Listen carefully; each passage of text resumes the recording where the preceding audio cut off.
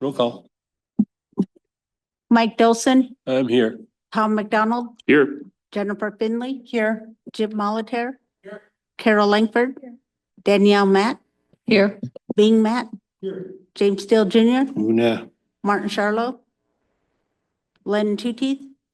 I'm here. Lanice Trahan. James, will you give us a prayer this morning?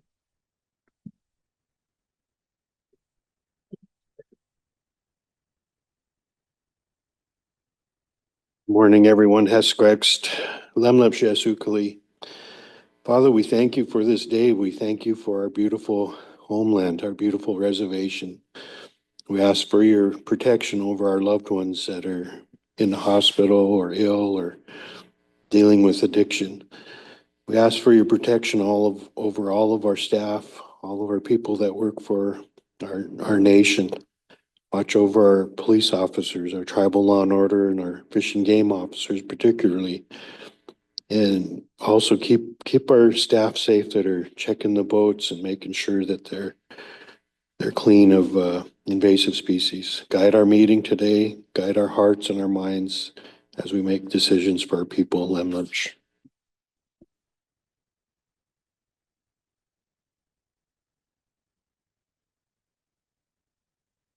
Yeah. Amen. Thank you.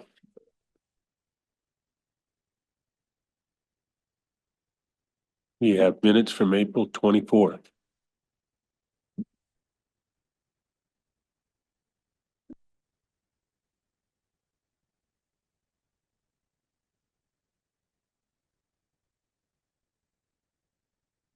On the one action, I think it's near the beginning on the building for the dentist.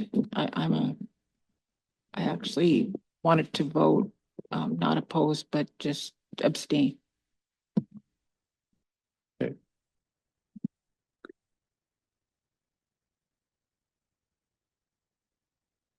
Go ahead, Jennifer. Yes, I would like the comment that I made on page 5 to just be taken out, talked about how other tribes do economic development. And she would like CSKT to have a strong economic development office, just like that taken out.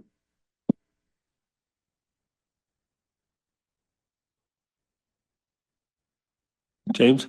Yeah, thank you, Mr. Chair. Have you all resend you my edits.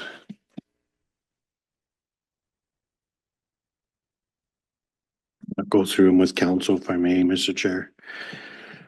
Page 3 of 6, I just asked her to strike the line where it says commented the biggest problem is lack of customer service. On page 4 of 6, I asked that she strike out that James was involved with the wreck at Nine Pipes and a biker had been hit and killed there in the past. I just struck that whole thing. And then on page 5 of 6 at the bottom, he wants to contact Chief Jason Louis of the Lower Kootenai Band. And those are my edits. Thank you, James. Tom? Thank you, Mr. Chair. At the end of the minutes, referring to economic development, I informed council that the U.S. Farm Bureau joined the lawsuits at Montana Farm Bureau.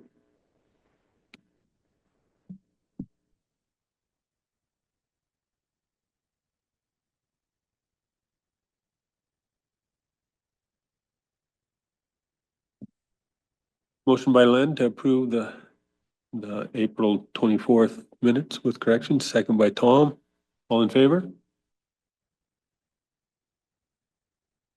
Renounce what? I'll abstain. I was out for a funeral. Danielle is abstaining. We have an agenda for today. Any additions? 2 walk-ins. Tom? Glenn? Carol?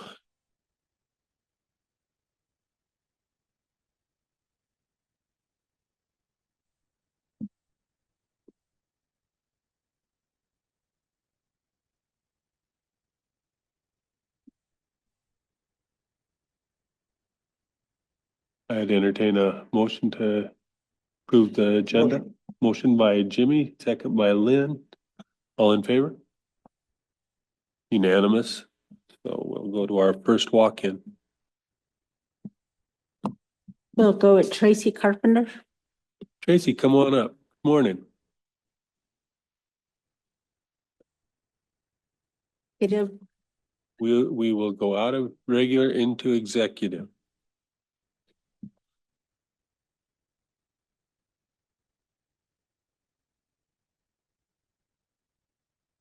I asked Patricia to come here for this issue that she's going to be talking about. Our community, which would be employees. It may be expanded that and then tribal descendants. To see if we can exhaust the bison carcasses that we have, get them out and get the money. So I just want to remind council that they'll probably be facing that pretty soon. So if there's any other ideas, processes, we need to get the staff to know that right away, but right now that's what they'll pursue. Thank you, Mr. Chair. We're in open right now.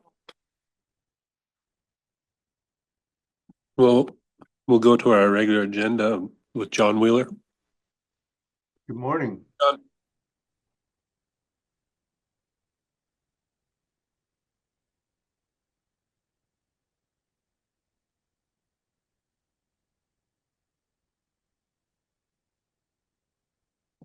Are you there, John? You're muted right now if you're talking.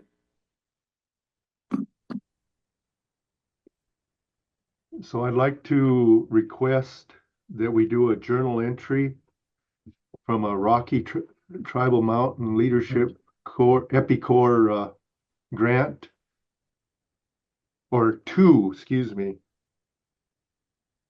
from 4217, account 4217, for salaries and fringe. It's from November and December, and it's from 4217 to 3676, which is the EpiCorps grant. And the reason for that is the salary and fringe has been getting taken out of 4217. It took some time to get the budget up and running. We ended up having the contract signed 11/6/24 and was requesting, well, we built a budget, but never was through the accounting system. It took a while. And the salaries, Darren Finley's. Any questions for John on this journal entry, transferring the cost from account 4217? Motion by Len, second by Tom. All in favor? Unanimous. Thank you. Thank you, John.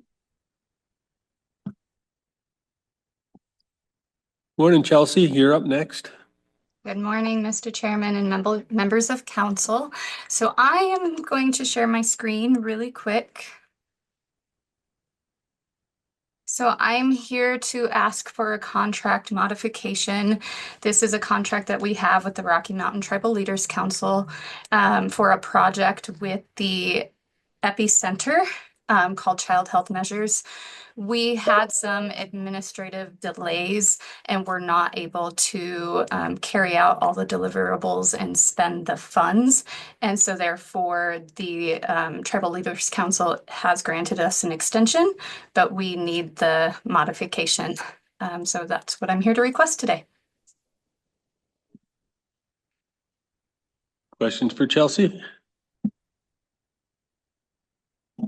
Motion by Len to make the modification. Second by Jimmy. All in favor? Unanimous. Thank you. Have a good day, everyone. Thank you. Thank you. Tabitha, you're up.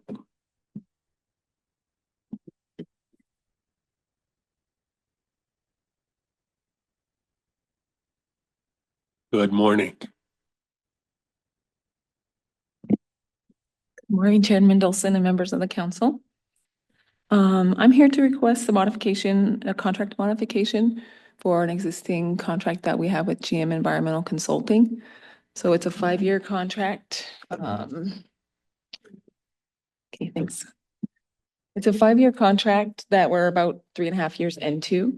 And it's a master services agreement, which is structured so that we can bring new work in on a task order basis. So this modification would support the modification of 2 existing task orders and then 2 new task orders. And so the work that the total amount would cover would be new work at the Placid diversion and drop structure. So we have an engineering firm working on preliminary engineering. And so we have a report for that, and we're going to start to move forward toward choosing an alternative. And so it's time to start the environmental side on that too. So we had GM put together a scope of work to cover the environmental permitting and NEPA for that project.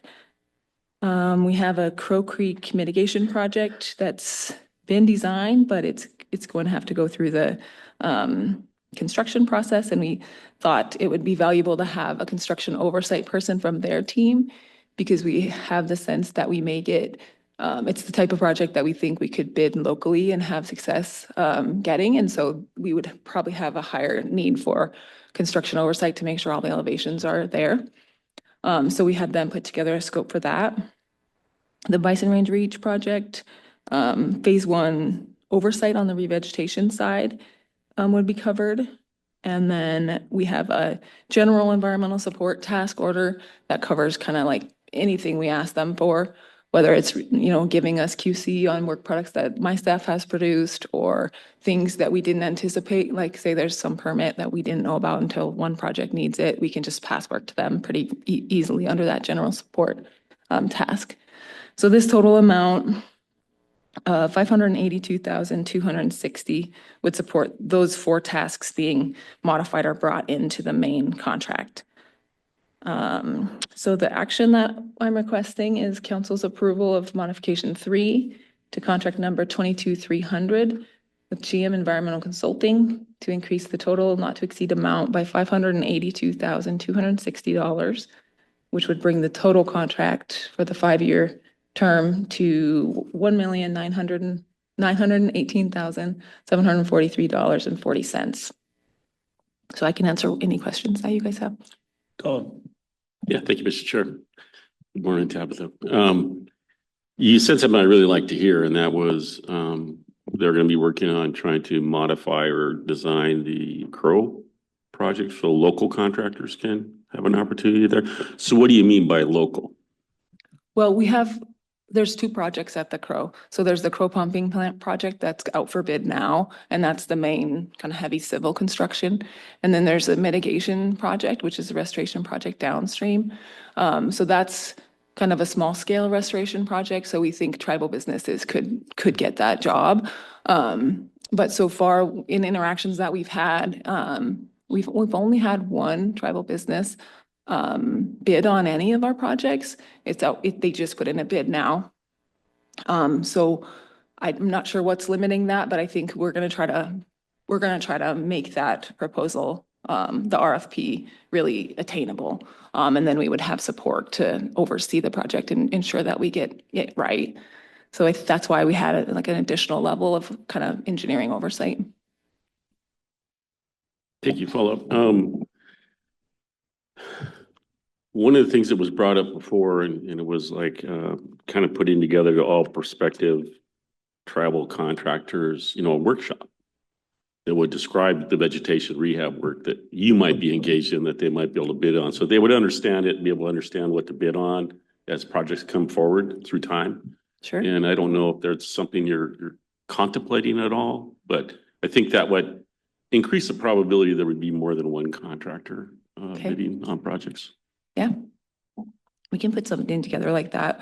The main way that we've interacted so far is just people coming into the office and asking questions, sharing plans, describing things, and then the pre-bid tours. We've had people show up to the pre-bid tours, but not necessarily put in for the contract. But yeah, we can plan a workshop. Any other questions or comments for Tabitha? Yeah. Just on a kind of a similar note, not for this specific issue, but I just wanted to inform council that tribal member Fran Cahoon has reached out to me on a few occasions. And he wants to get on the agenda, and he wants us to invite all of the program managers and the department heads so they can talk about the process, about what it takes for tribal member contractors, because he believes that there's kind of a misunderstanding or something, but a lot of this information is not getting out there to the contractors. But he just wanted to have that discussion with everybody, with all of the people that I just mentioned at some point in time. So I let him know to schedule that time with Jennifer and get him on the council agenda. And yeah, that was just one of the other issues too, Tabitha, was the compliance of our Indian preference ordinance on these huge projects. I know we have Indian preference office, they're short staffed. They have a challenging time trying to keep track of everybody who's all working on there. But we've had inquiries from tribal members saying that they've stopped up on these projects. They have not seen tribal members on site. In some cases, the contractors will not even talk with anybody outside. And so they brought the issue to us. So we just wanted to make sure that we're paying a little bit more attention to these projects, to making sure that other than paying our Indian preference fee, that they're also compliant with hiring the tribal workforce. So Sure. Okay. just FYI. Yeah. Do you want me to provide any more context about the Bison Range project, of what has happened since the Indian preference issue came up, or you guys feel like you're up to I date? think at this point in time, we'll schedule this meeting, Okay. get a meeting, and then get everybody together, and then we'll have that discussion. Okay. Thank you. Yeah, Tom? Hey, Mr. Chair, I'd make the motion to approve the modification of the master service agreement to Gwen. Motion by Tom. Second by Bing to approve modification number 3 to agreement number 23-300. All in favor? Unanimous. Thank you, Great. Tabitha. Thank you.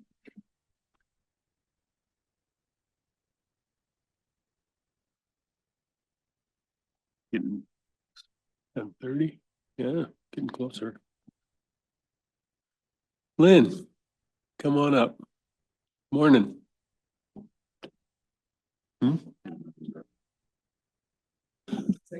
Can we go into executive? We will go out of regular into executive.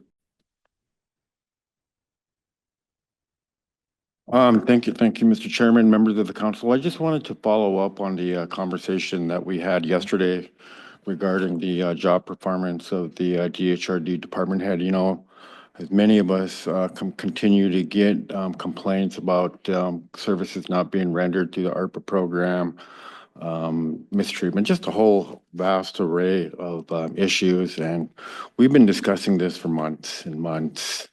And it just continues to go on. And I'm sure next week we'll probably be having the same discussion with this.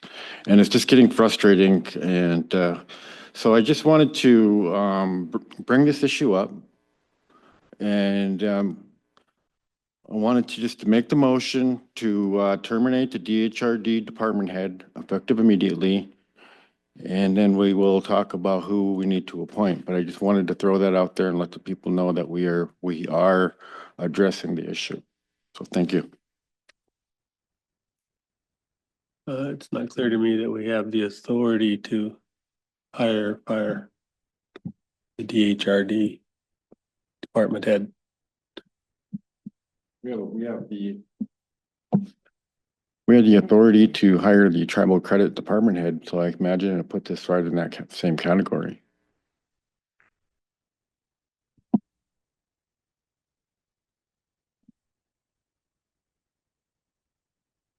Like to do a little discovery on this. I'll second the motion. Motion by Len to terminate the DHRD department head, second by James. Discussion?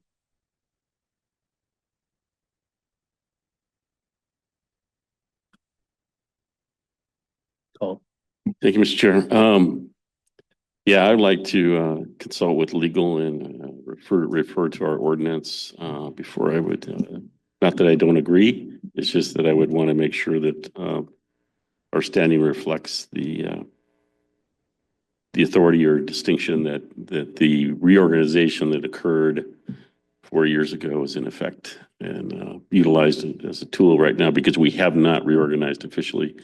And to the point that Len brings, right now, all we're involved with is the hiring of department heads this point forward. And that is still a shared responsibility with the executive team. And the reorganization that we need to do, that I hope we do, will reflect on how we critique and effectively manage those employees.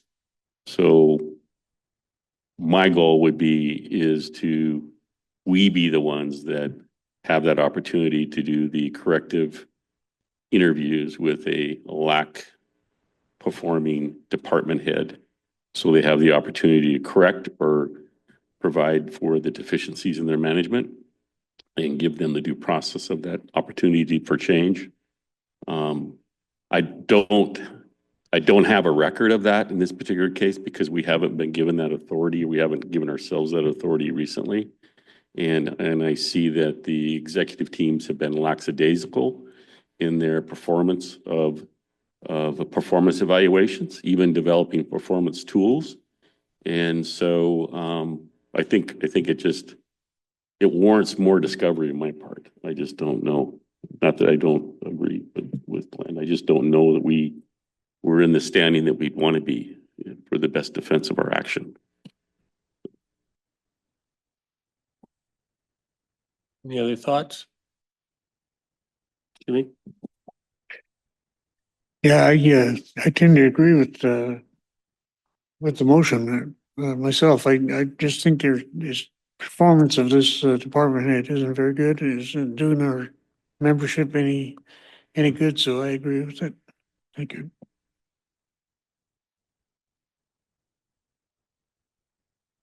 Yep. Any other discussion? Motion by Lynn and go ahead, Danielle.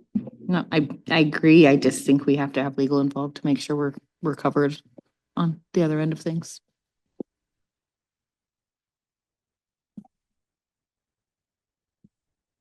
All in favor of the motion? Got Lynn, Jennifer, Jimmy, James? All opposed? Danielle, myself, Tom, Carol? 4? Okay, so we have 5-4 and 4 opposed. Motion carries.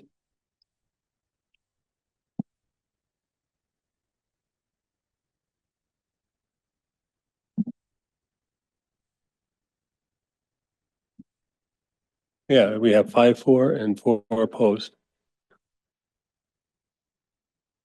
Lunch, huh? Yeah.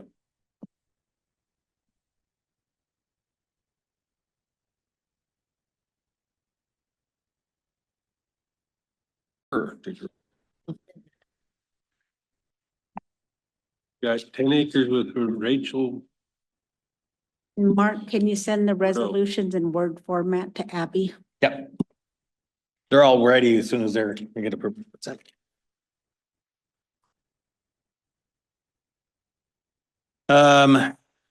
Tribal Lands is requesting approval of a resolution for authorization to purchase trust land located in Lake County This is the Rochelle Mitchell Bordeaux trust acreage. Motion by Tom. Second by Lynn. All in favor? Unanimous. The next item up was the Adrian Misela fee property discussion. Show interest or disinterest on the fee property in Arley. Mr. Chair, I make a motion show interest. James, motion to say show interest. Jimmy, second. All in favor? Jimmy, James, 2.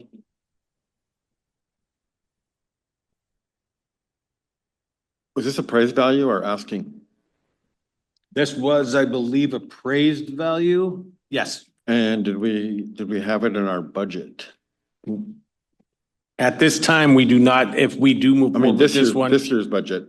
Yeah, at this time, no. If we do move forward with this one, it would bump somebody that's already in the works of getting their property fund. This wouldn't be able to be moved forward until next year. So If it- fiscal year 26. Yeah, if we did it now, the individual that is slotted for 25 would get bumped to 26. Okay. James? Yeah, just showing interest isn't necessarily purchasing it. So, I mean, we could still, do all the negotiation or whatever else to, We can work with them to see if he'll is willing to drop the price down. Or whatever, and if not, we'll bring that back into council for further. I We stay have a with my motion, yeah. second on the floor and call for the. Just one other comment. So we can also let them know if you get a buyer from by here next month, just sell it to somebody else. I mean, if he has that option, because I don't want to hold him up. I mean, I know Right. he's already packed up and he's ready to move back east. Yep. We had a vote of 2-4. Is anybody adding to that vote for? All against? I've got Danielle, Lynn, what was your vote? For. 4. Against is Danielle, myself, Tom, Bing, and Carol. 4 is Lynn, Jimmy, and James. So no interest. Oh, no, I'll vote. Yeah, I said 4. 4 and 4? No, it's 3 and 5. Mr. Chair, could you ask it one more time, You were please? 4? Okay, we'll try this again. All of those who are supporting the motion to show interest. Got Lynn, Jimmy, James, and Bing. All those opposed? Danielle, myself, Tom, and Carol. 4-4. Doesn't pass. Okay. Next potential purchase for the tribes is in Flathead allotment 1575, the one that's down on Agency Road, to show interest or disinterest. Motion by Tom to show interest. Second by Bing to show interest.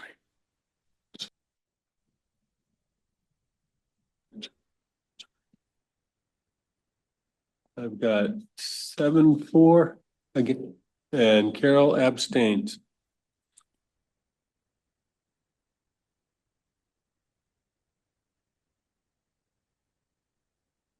Next item up is land transactions be moved up to a flat rate of 50. What's that? Retaining it. Oh, maintaining it. It was at 25 to go back to move it up to. Yeah. Oh, I didn't even realize what I said. Thank you.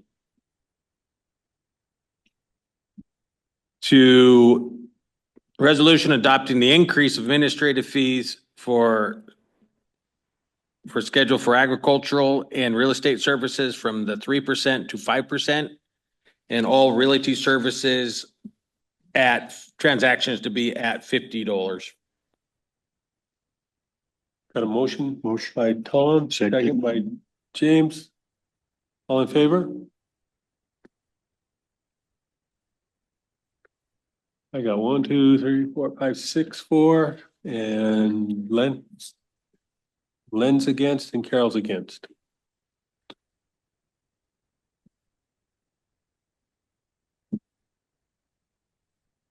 Next item up is approval to remove agricultural lease 5,800 from the leasing program for Skaha down in the Arlee area.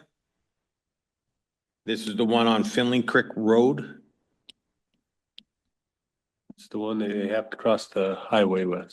Options for that is approve, deny, or further discussion.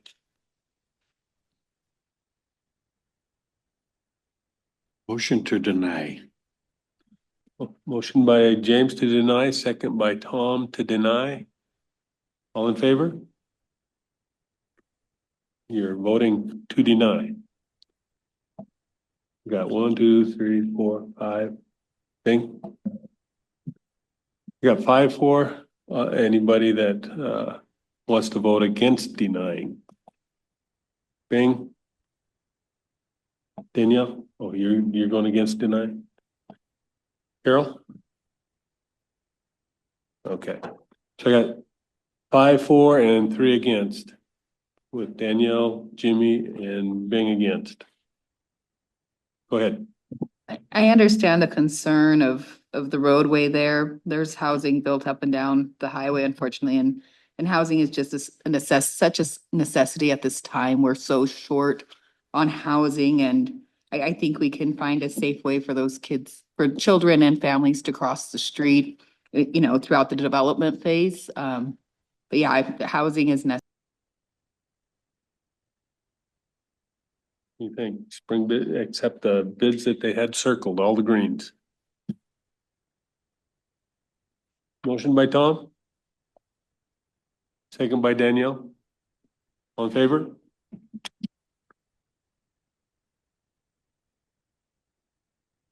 Everybody's in favor and abstaining if they have family involved. I'll abstain.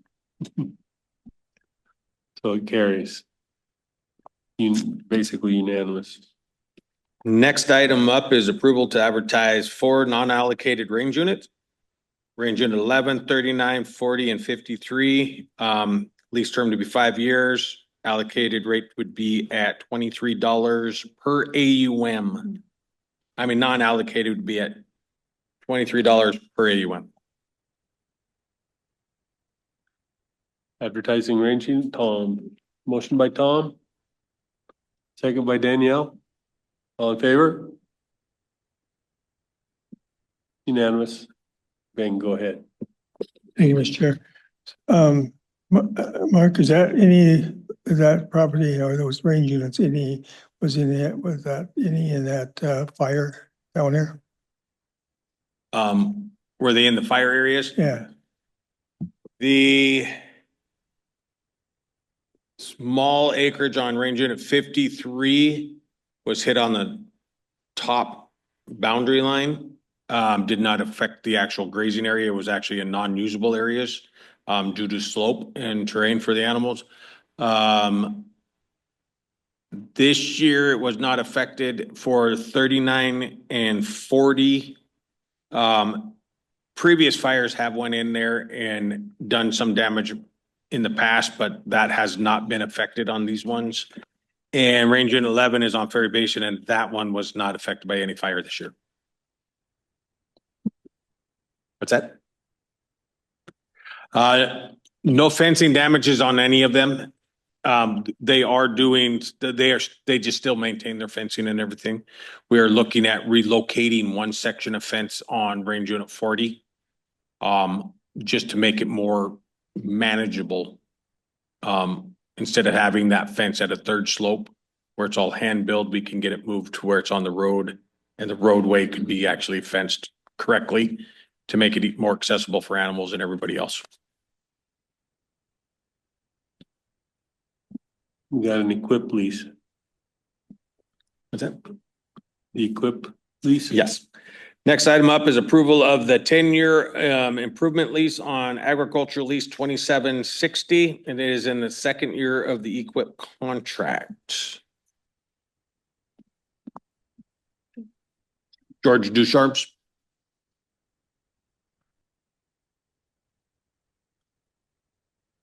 Motion by Carol, second by Tom. All in favor? Unanimous.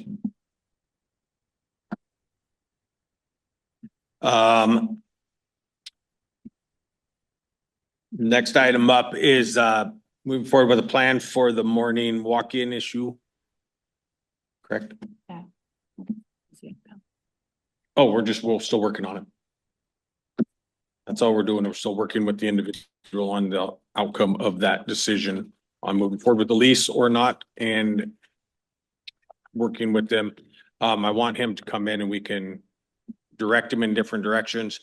Is the outcome to have him move out to other programs to assist, or do we just not issue a new lease or issue a new lease at the rental rate right now?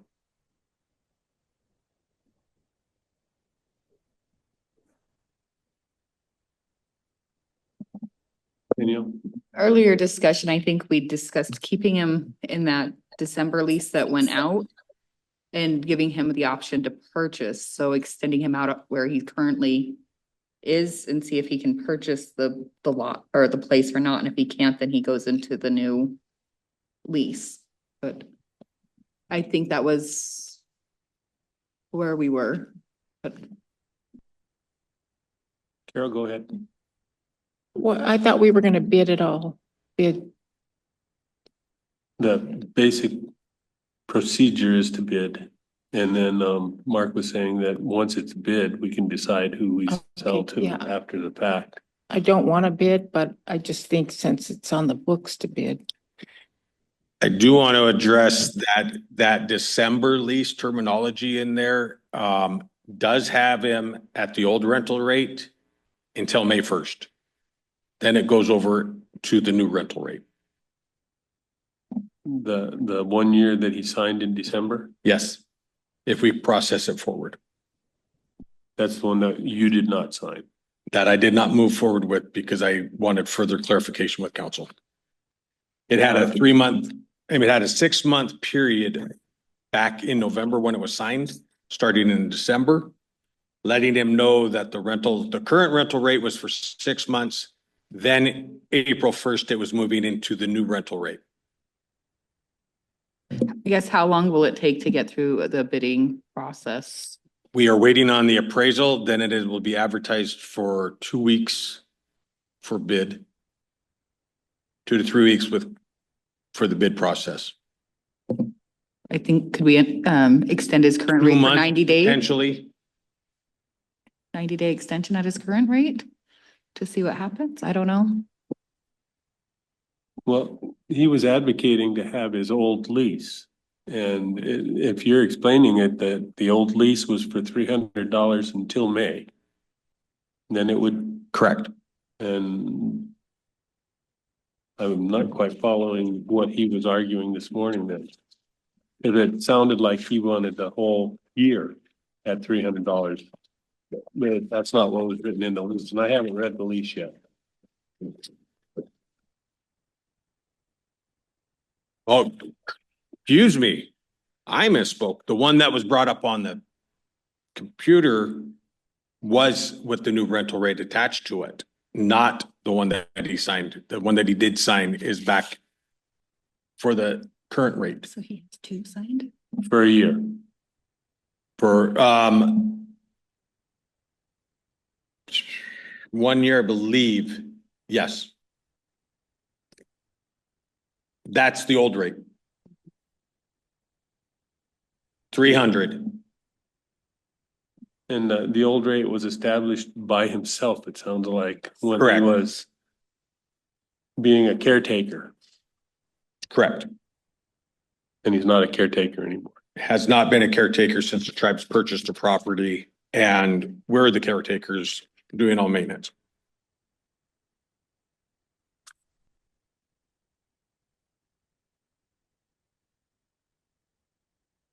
No, this individual, there's no land staff or anybody that lives there.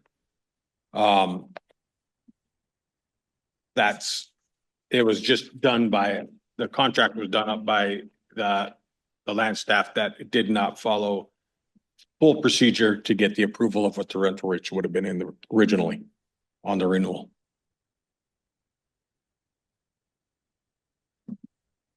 So there's a few facts here that weren't presented this morning.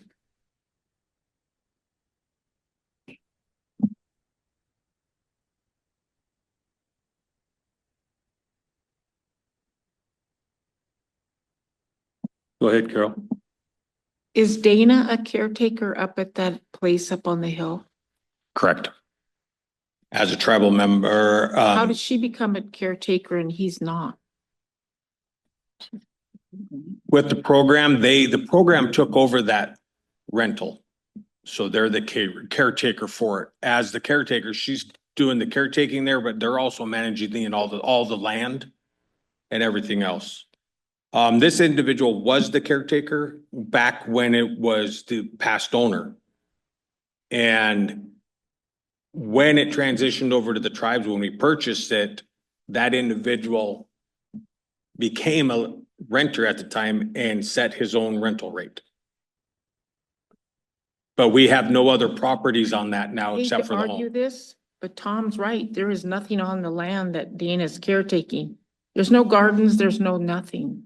That's going in, I guess, going into effect now. They're doing the plan. I heard there was some improvements done to the house by their program.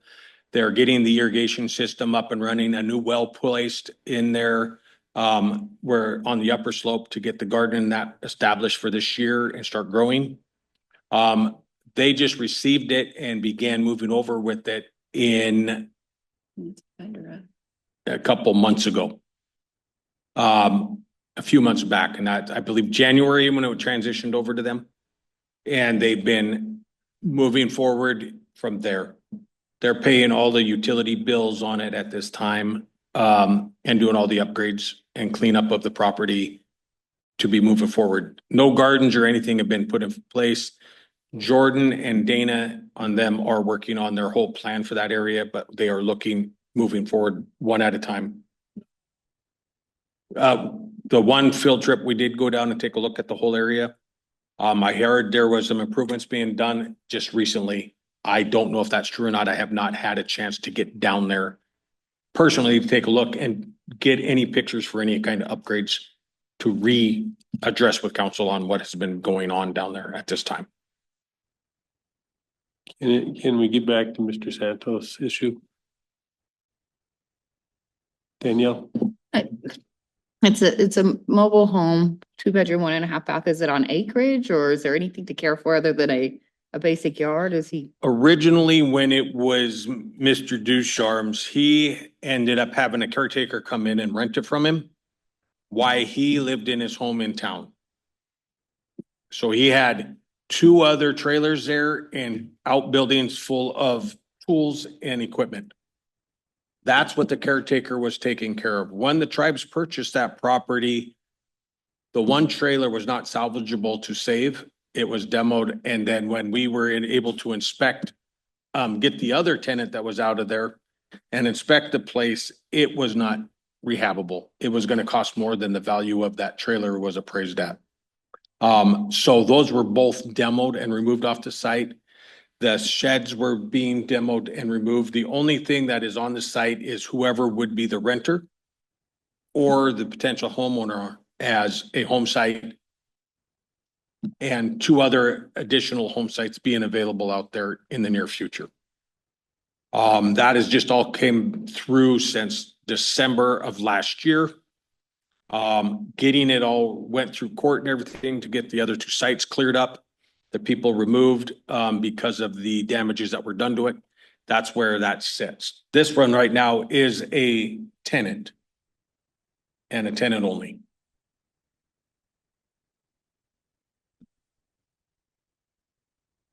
Other thoughts? The only thing I can see here is that he's got a legal lease right now and it's moving towards $752 a month.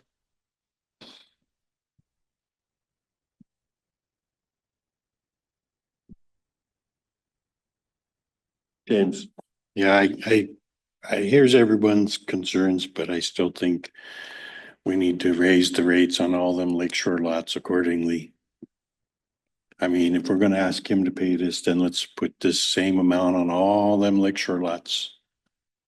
Because we're kind of we're scrutinizing him, but we're giving essentially a freebie to folks on the lake that are getting a pretty big discount for property that we try to go out there and buy a piece of that on the lake.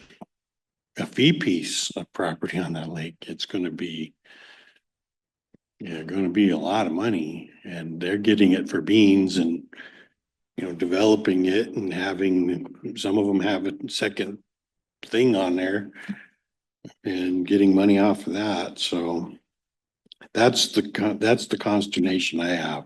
We'll scrutinize these folks, but then give a pass for many, many, many years on lakeshore leases. So I do understand that. One difference on both of them, though, I mean, the tribes own the land, correct? But on this property, we own the land and the home. And they do all the maintenance on theirs, and we can address that one at a later date. But the item there is that we own the home and the land. Yeah, we need to secure that land with the new rental. That's what we requested. Trying to move forward just to protect it for any kind of improvement issues. If he wants to do a reduction, then all responsibility for damages, all responsibility for replacing of utilities that are there or appliances go on to the individual. Tom. Thank you, Mr. Chair. I think based on our fee adjustments that we approved, lands appropriately gave notice and moved forward with that, with these properties. I think my intention would be that we wouldn't own a modular home, that would be some tribal member that would own it. And I would recommend that we proceed with advertising this as we've proclaimed that we would do with these resources and assets to be fair to all tribal members. And then once the bids are received, we can do our due diligence to give credit to someone who's been residing in the house for years and years. And given the thought that they have some kind of sweat equity or rent that they put into the facility in the past. And adjust it at that point in time. And then also have lands work with the individual to find any assistance. If he's struggling to make that $752 a month, let's try to find him some assistance, either through housing, his LEHAP, get him signed up for things and assist him in that way, like we do with everybody else. That would be my recommendation. Go ahead, Lynn.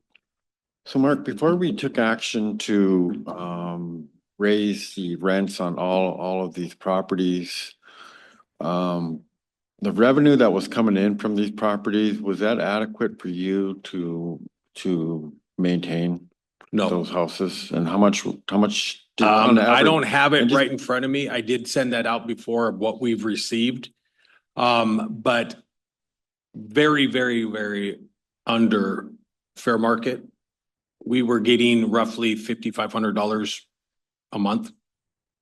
Fair market says that we should be getting about 18,000. The 50% puts us at the 9,000.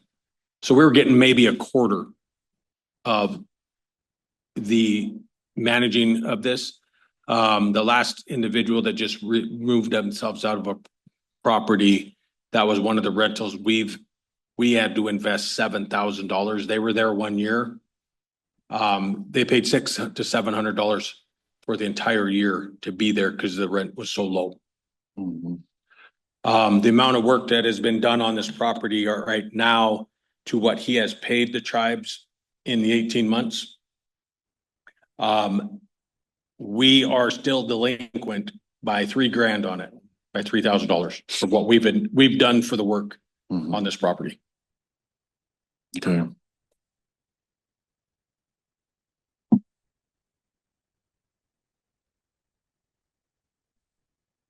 James. Yeah, thinking about Tom's comment, I think, he's made the effort to figure out how to do well, you know, unemployment, getting to some of your comments. You know, if he's able to be motivated to do that process, then I think, you know, absolutely give him those other options that we have. You know, that other potential options for help. So, I mean, you know, you make a good point. You know, you said, you know, we all hit these bumps in the road in our lives and we have to figure them out. And, you know, so I absolutely. So Lance does need direction on extend for 1 month on the contract wait at the current rental rate. And then see if he can get signed up for any of those assisted plans. Or willing to, and if not, terminate it. And re-advertise for rental.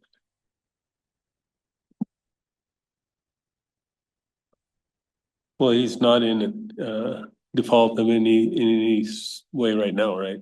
No, there is no lease at all activated. Oh, he has no lease. There is no lease since November. The one that he signed had not been through council approval or lands approval. That has never been activated.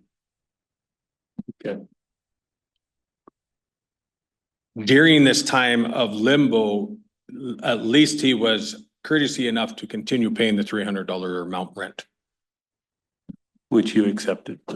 That we've been working with him on instead of evicting him, trying to get a resolution of this issue of the new rental terms coming in May. That they've had 6 months to plan for.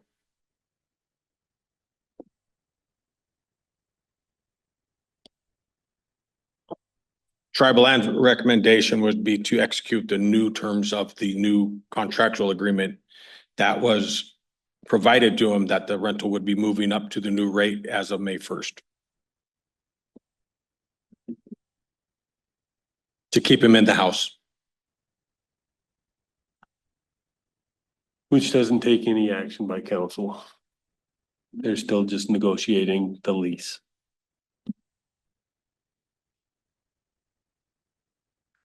If we want to offer him something different, that would take action by the council.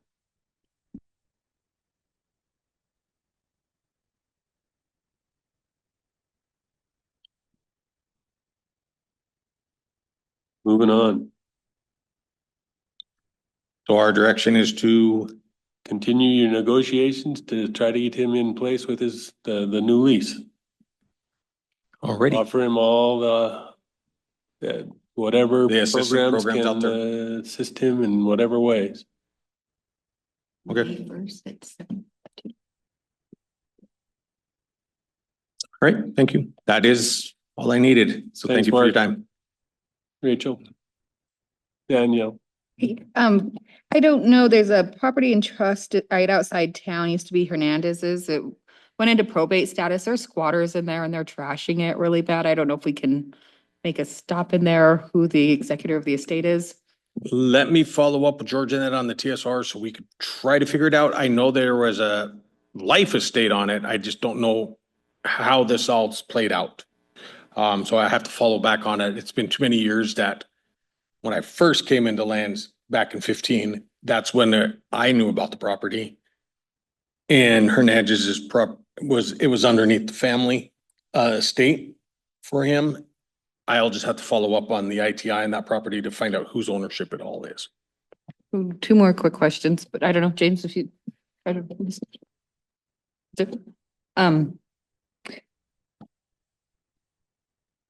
I just drew a blank really quick, James. Hey, James. Yeah, thanks, Mr. Chair. Mine is on the, what is it, 486, the HUD ones, like Agnes Gunhammer, those properties. It's 486? I can't remember the name. 184, 486, 283. I can't remember. They all run together. Say it again. The HUD 184 loans. Can you get a report on how many there are at some point? And if you got it, just maybe at the next lands meeting, how It's many? 7 of them.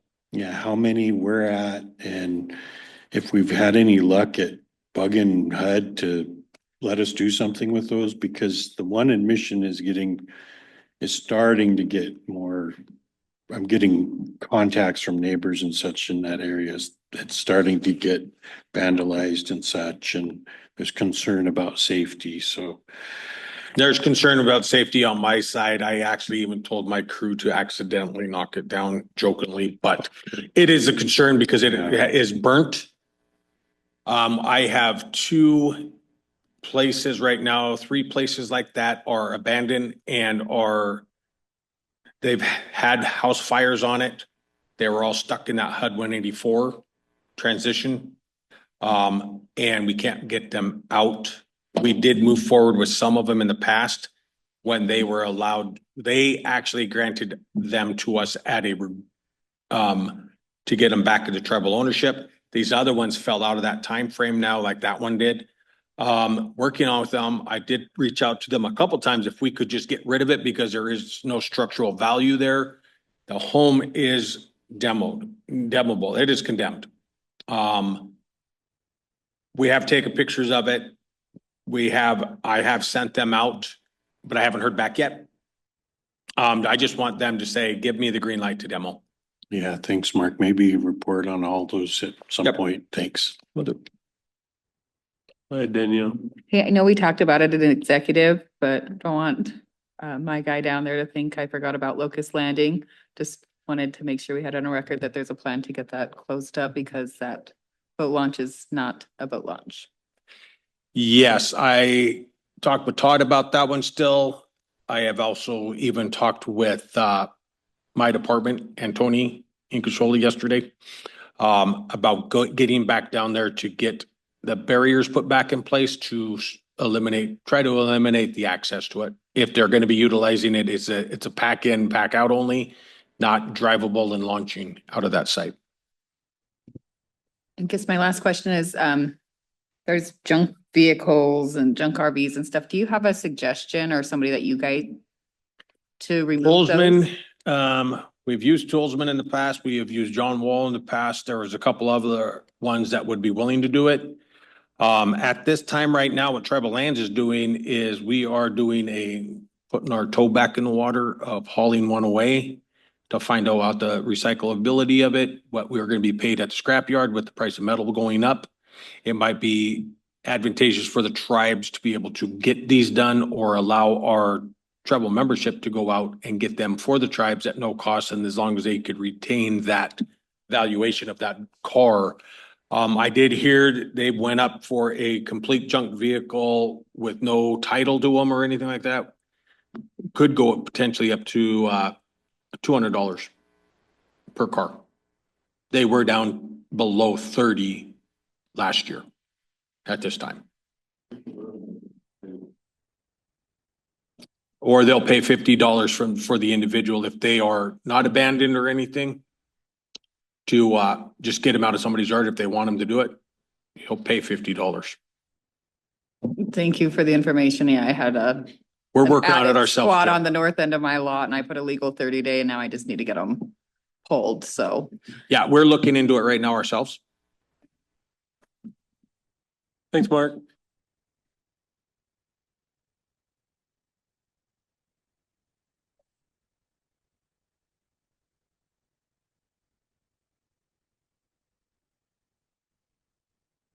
Jennifer. Yeah, Becky and Lauren online for your next issue.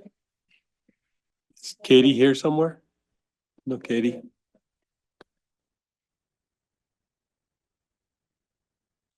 So, what's that? Lauren and Becky, you're online? Welcome. Sorry for the delay. Perfectly fine. No worries. Thank you.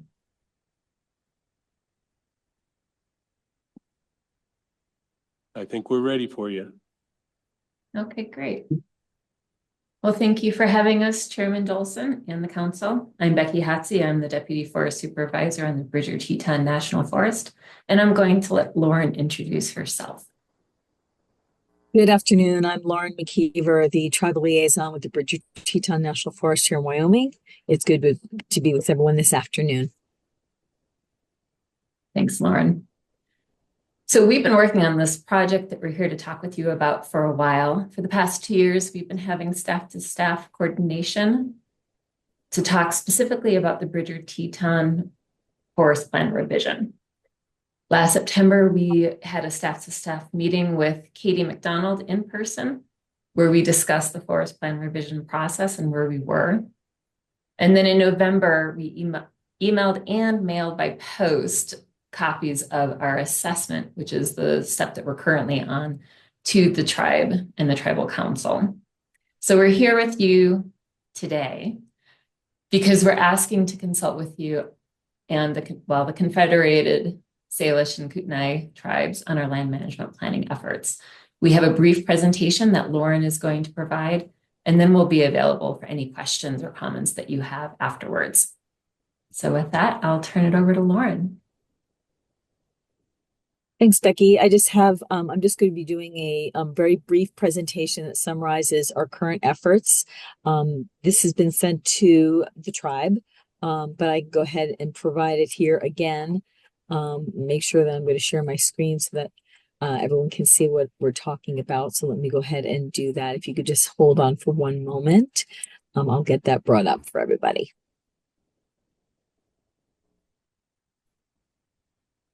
And if there's any questions, I can always just pause and we can answer whatever questions are needed. This is a summary from the Forest Plan Revision Assessment, the draft assessment, and that's just a very detailed summary document of where we are with our forest right now. And the tribe does have connection with our forest, and we're glad to be consulting today because of that relationship, that long-term relationship.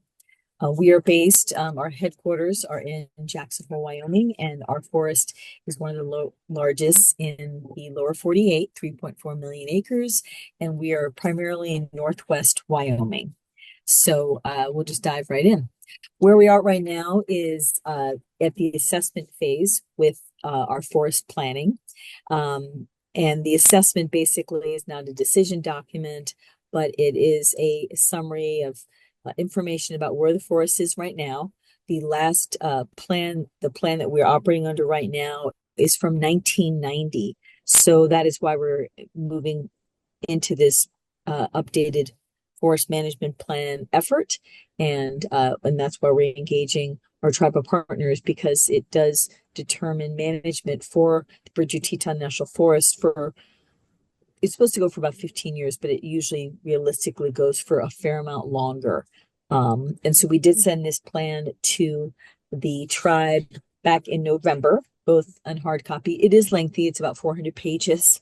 The summary is with a lot of information. And we did send an executive summary also to the council and to staff for input, updates, any information that is willing to be shared with us. And we're appreciative of all that information.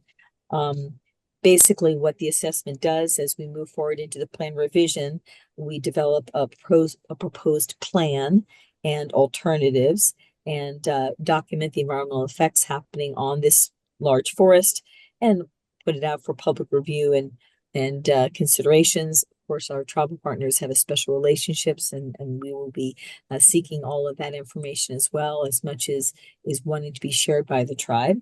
And then later on, we will be moving into monitoring, and that's further down the process.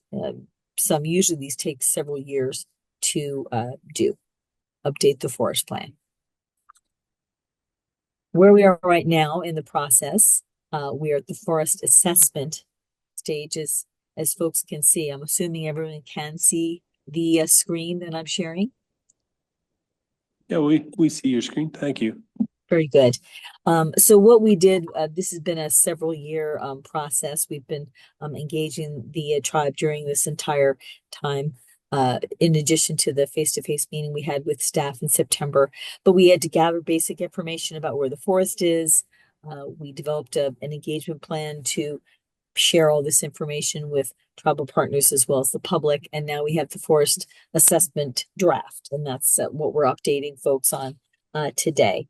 The next step will be a need for change document, which talks about all the information that we've shared and what are some of the items that need to be updated. One of the primary sections that obviously need to be changed and updated is for our tribal considerations, areas of tribal importance, because that did not exist in the 1990 plan. So that will be included as we move forward. And there is a draft consideration for that in the forest assessment as it is right now. This is what is included in the assessment as of right now. These are just the main categories that we have in the assessment.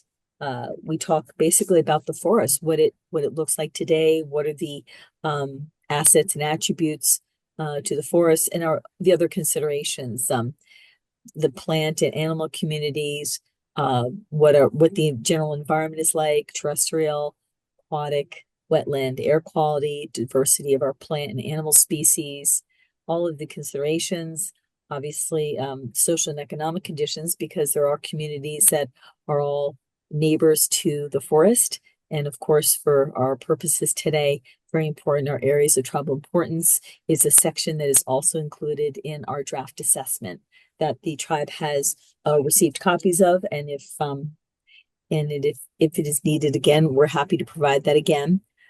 Just again, the assessment is fairly detailed. It is 400 pages, but we realize everyone is very, very busy. But we did provide an executive summary as well for leadership to look at, as well as staff. And we're happy to answer any questions to make whatever engagement is easiest. And because everyone is so busy and we recognize that, we were happy to provide the information to the tribe as they see fit or in whatever format that they would like. On the Bridger Teton National Forest, one of our main assets, I should say, on our large forest is we're a very important landmass for migration routes. And this is a consideration that is newer today and wasn't really considered in 1990 because the data has just become collected and actually real and done. The studies have been done in the last 25 years or so. But it's essential for migration routes in actually the Northern Hemisphere. We have one of the largest overland migrations for pronghorn antelope. We have one of the longest overland migrations for the mule deer. And then we also have migrations for a number of other species, as this slide shows, other shorter migrations for elk and moose.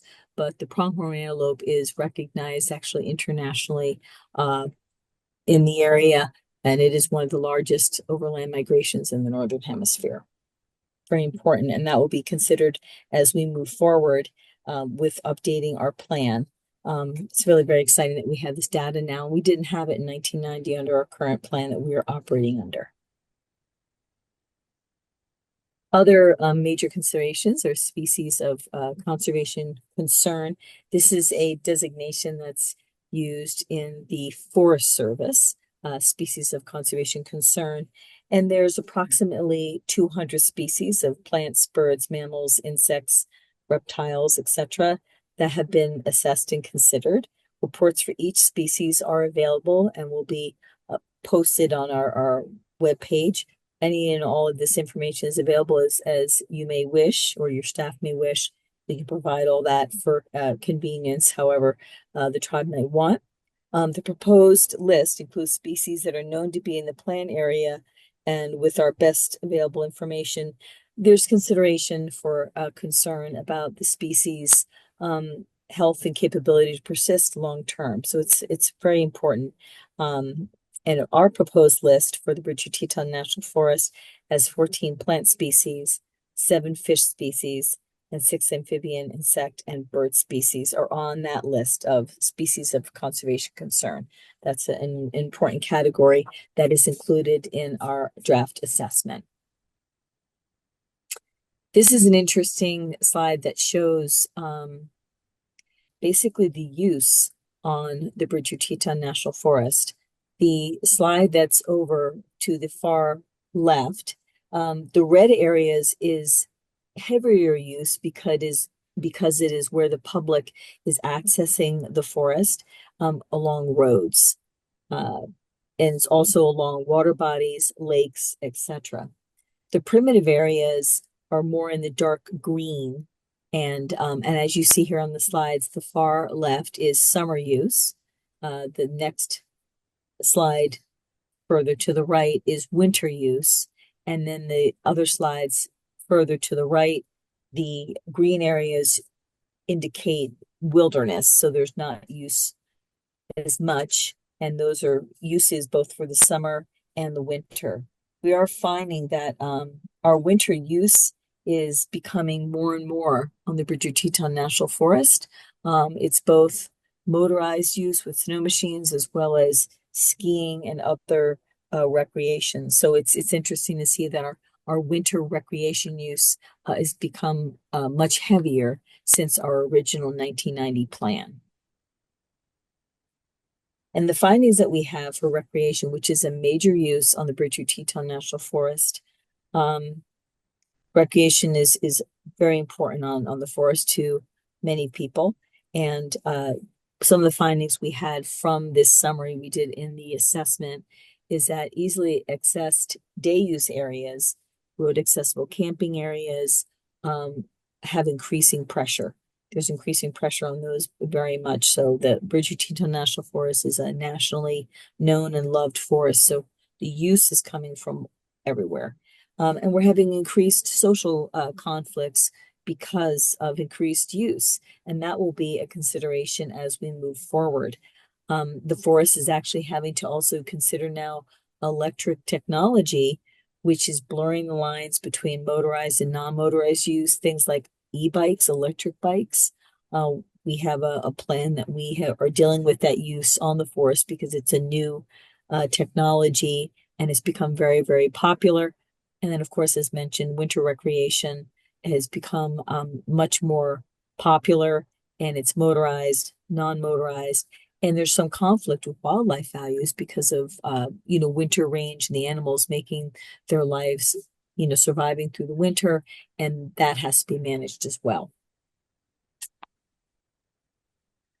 The Bridger Teton National Forest has a variety of areas that are, quote, designated, and what that means is areas that are wilderness, wild and scenic river areas, national scenic trails, scenic byways, inventoried roadless areas. They're all called designated areas. And it's what makes the Bridger Teton National Forest distinctive and special and well-loved.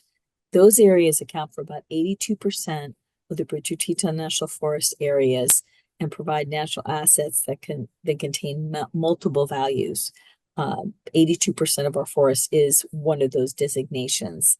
And our current forest plan, for instance, does not contain direction for the National System of Trails, and that's something to be considered as well in our forest.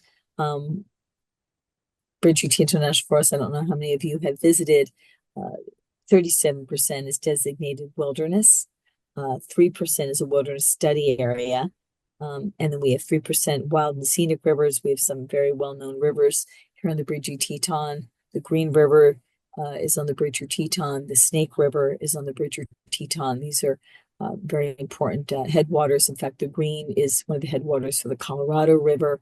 And then we have a number of other considerations. But our inventory roadless area, for instance, is 41% on the Bridger Teton National Forest. These are some of the important characteristics of the forest.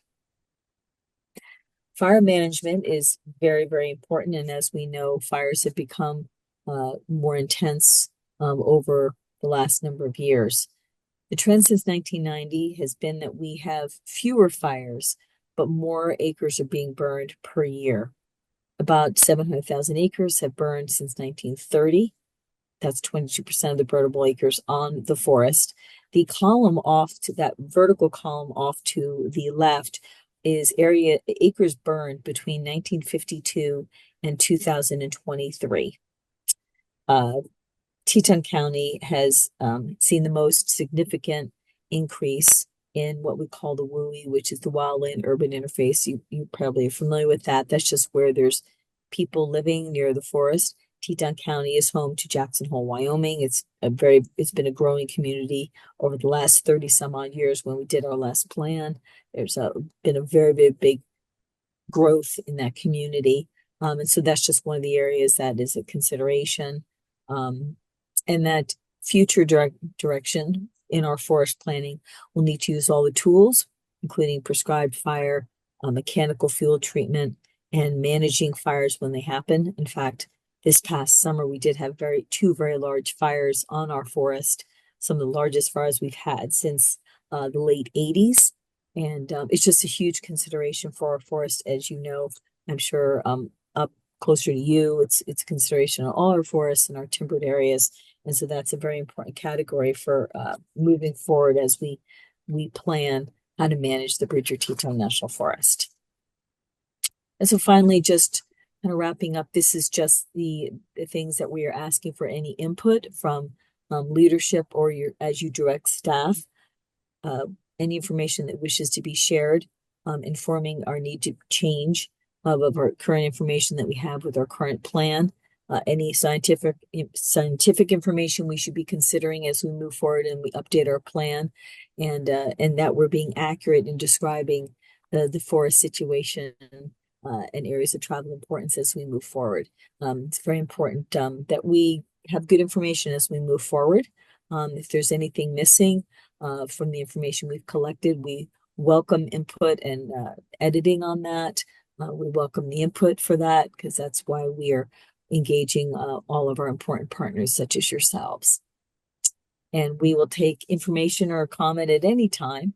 We are hoping to release this, it's currently scheduled that we will release this forest plan assessment in June. As we know, things do change quite a bit with schedules, but that's the schedule as of right now. We did release this initially in November, and we're happy to take information from the tribe at any time. But that's sort of the schedule that we're looking at right now. And myself, I'm Lauren McKeever. I'm the tribal liaison for the Bridger Teton, and Katie McDonald and I work very closely together. I've also met with some of the other staff, but I'm a good person to reach at any time to convey information, or I can arrange meetings with our leadership, whatever the tribe wants, in meeting staff to staff or otherwise. I don't know if there's any questions or other comments that myself or Deputy Supervisor Becky Hotze can answer. Thank you, Lauren. I'm really glad to see that you're taking interest in the tribal interest. Tom, you have a question. Yeah, thank you. Well, maybe questions and comments. And so good to meet you, Lauren and Becky. Thank you for the presentation today. I guess I'm going to one of those few people that have actually viewed your forest from the air. I was stationed in West Yellowstone as a smoke jumper for a couple of years. And so I got an opportunity to fight fire there and spent time there. And of course, I used to ski. I was a ski bum at one time. So I spent some time there at Jackson Hole. You do have one unique thing. Well, it's a beautiful landscape, first of all, and great resources there. But you have the richest community in America on your forest. And used to joke about all the millionaires, and then they said, what do you mean? Those are the poor people. It's the billionaires that live there now. So I guess I have a concern about the economic equity for the rest of us, especially tribal members, and how they can compete for resources with the amount of money that a lot of the forest users that you have there. So I would hate to see it get weighted, your forest plan get weighted to motorized uses versus non-motorized uses. I have some concerns about that. But one of the most key things that's originated from your forest is brucellosis. And it comes from, we've done the DNA analysis. And so the brucellosis that's spread into the cattle industry comes from the elk feeding grounds in your area, on your forest, not necessarily on your land, I guess, but it radiates out. And so we've been able to track that through our management of the Yellowstone bison and trying to suppress the movement of brucellosis. It's the elk that are moving it. And so I don't know how you can help or address that in your forest planning, but it certainly is an issue that is becoming more and more paramount to try to radiate that back or think differently about how we manage elk on the national forests, how they're moving. And so that certainly is something that, I don't know if it's a topic in your assessment or that's revealed as an issue or not, but it definitely is. I would hope that your species of concern would include bison and restoration of bison on the landscape, wild bison. And then, of course, our management here is that we favor all native species and manage for native species abundance and persistence on the landscape. So, and we tend to always give that weight over any non-native plant or animal species on the landscape in our management. So I would hope that the Bridger Teton National Forest would also do that. I would assume you would, but that's one of the things that we try to do. Otherwise, yeah, you got an interesting place to manage and a beautiful landscape. And so I feel privileged that I've seen it all from the air, and it is a beautiful place. Thank you. So I want to thank you for your comments. I have made note of those, and I'll bring those to the specialists that are writing those sections. For the elk feed ground, I do want to let you know that we are doing a separate environmental impact statement, and we are still working through that process on the feedlots for the elk. So stay tuned, and I'll make sure that Lauren keeps you apprised of what we come up with that document. And then, yeah, for the native versus the non-native, we also give preference for native species over the non-native species, and we actively try to remove the non-native species from the forested lands for the same reasons that you were talking about as well. And then I'll just address the first comment. I'm kind of scattering my response to your comments. The first comment about the socioeconomic sustainability. When we sell off permits, it is the same regardless, and we do take into consideration to make sure that we are providing places for people to go that don't cost money. For instance, the wilderness areas that Lauren mentioned before, we try to balance our fee sites with non-fee sites so that everybody can take advantage of their forested lands. But I will definitely pass these on, and I see Lauren's taking notes as well. So we'll pass these on to our team. Thank you. James, you have a question? Yeah, thank you. Probably more of a comment, but I appreciate you visiting with us concerning your national forest. My concern is more rhetorical, I guess, but with this current administration, it just feels like this effort, you were going to get it to an end of a product here, and you don't know tomorrow that the current administration might just throw it to the wind. Unfortunately, because that's kind of what we're seeing with a variety of things. And so, I don't necessarily, I'm not asking you all for a comment, but I'm just telling you how I feel as a council member that, one, we do appreciate you engaging with us and reporting with us, but my fear is we get a good working product and document that you have tribal consultation with, and you hear our point of view and our concerns, incorporate them into your document best as possible. And, tomorrow morning or the day after we get this process accomplished, the administration might just have ate a bad hamburger the night before and said, let's just get rid of all of these forest planning processes and go back to the old days when we just clear cut the forest and let the mining companies run amok. So I'm not asking for your response. I'm just expressing my concern and fear.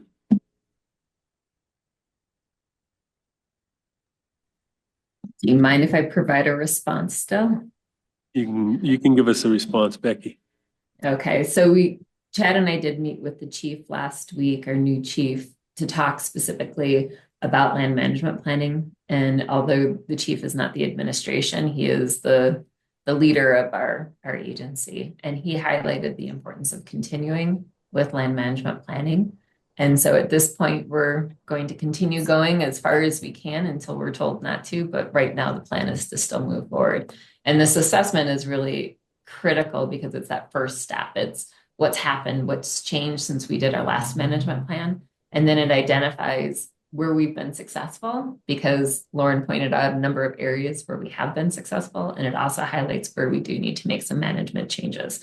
So I think the assessment, regardless, is still a good document once we can complete that. Other questions for Lauren or for Becky? Well, I don't see any more questions, and I sure appreciate the presentation today, and glad you're working closely with Katie. She's an expert. So, anything more? Well, thank you for your presentation today. Thank you for your time, Councilman. Thank you for having us. Till next time. We go into executive. Out of regular into executive session.